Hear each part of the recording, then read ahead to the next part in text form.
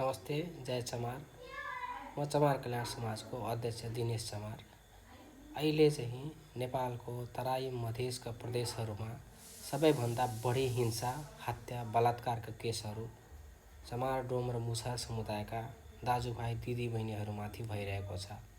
हाम्रो आवाजलाई दबाउने प्रयास धेरै भइरहेको छ र दबाउने प्रयास पनि राज्यबाटै भइरहेको छ।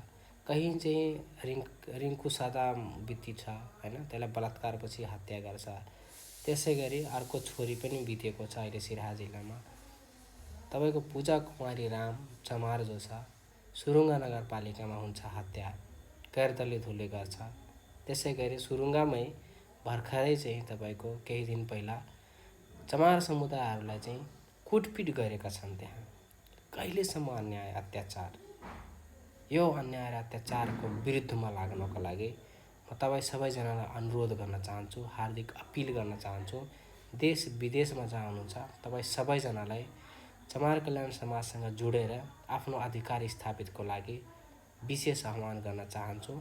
साथै स्वदेशमा रहनुभएका दाजुभाइ दिदीबहिनीहरू, तपाईँहरूले नडराउनुहोला। तपाईँहरूको साथमा चमार कल्याण समाज सदैव रहनेछ, यो प्रतिबद्धता म जनाउन चाहन्छु।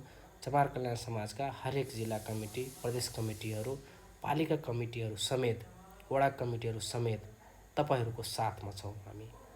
यति मात्रै भन्छु कि कोहीसँगबाट नडराउनु, नभाग्नु होला।